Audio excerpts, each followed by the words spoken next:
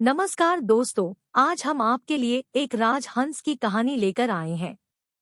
गर्मियों के दिन थे। शाम के समय एक बत्तख ने झील के पास ही पेड़ के नीचे अपने अंडे देने के लिए अच्छी जगह ढूंढी थी। उसने वहां पर 5 अंडे दिए।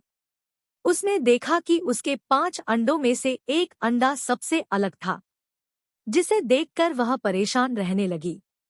उसने अंडों से बच्चों के बाहर आने तक इंतजार किया। फिर एक सुबह उसके 4 अंडों में से उसके 4 नन्हे बच्चे बाहर आ गए। वो सभी बहुत सुंदर और प्यारे थे, लेकिन उसके 5वें अंडे से अभी तक बच्चा बाहर नहीं आया था। बत्तख ने कहा कि यह 5वें अंडे का बच्चा उसका सबसे सुंदर बच्चा होगा, तभी वह बाहर आने में इतना ज्यादा समय ले रहा है। एक सुबह वह 5वां अंडा भी फूट गया। उसमें से एक बदसूरत बत्तख का बच्चा निकला। बत्तख का यह बच्चा अपने बाकी के चारों भाई बहनों से बहुत बड़ा और बदसूरत था। यह देखकर बत्तख बहुत उदास हो गई। उसे उम्मीद थी कि शायद कुछ दिनों बाद वह बदसूरत बत्तख भी अपने भाई बहनों की तरह सुंदर हो जाएगा।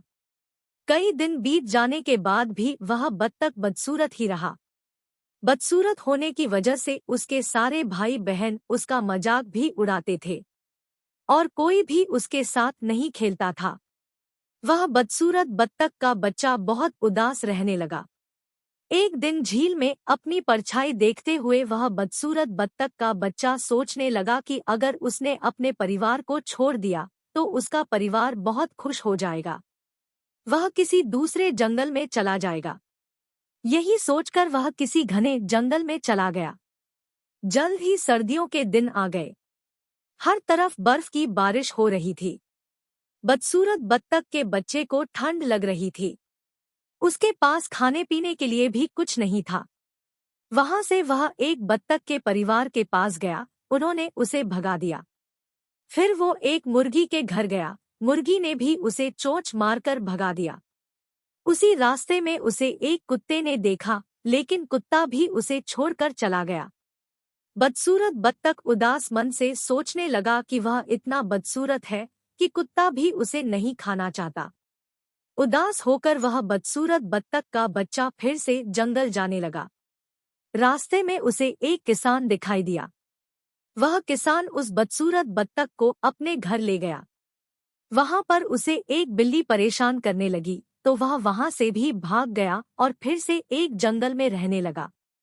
कुछ ही दिनों में बसंत का मौसम आ गया। अब वह बदसूरत बत्तख भी काफी बड़ा हो गया था। एक दिन वह नदी के किनारे टहल रहा था। वहां पर उसने एक सुंदर राजहंसी को देखा, जिससे उसे प्यार हो गया। लेकिन फिर उसे लगा कि वह एक बदसूरत बत्तख है, इसलिए उसे वह राजहंसी कभी नहीं मिलेगी। शर्म से उसने अपना सिर झुका लिया। तभी उसने नदी के पानी में अपनी परछाई देखी और वह हैरान हो गया। उसने देखा अब वह बहुत बड़ा हो गया है और एक सुंदर राजहंस में बदल गया है। उसे यह एहसास हो गया कि वह एक हंस है। तभी वह अपने बाकी के बत्तख भाई बहनों से काफी अलग था। जल्द ही उस बदसूरत बत्तख से राजहंस बने हंस ने हंसनी से शादी कर ली और दोनों खुशी खुशी रहने लगे। तो हमें इस कहानी से यह शिक्षा मिलती है कि सही समय आने पर हर कोई अपनी सही पहचान कर सकता है। तभी वह अपने गुणों को पहचान कर अपने दुखों को दूर कर सकता है।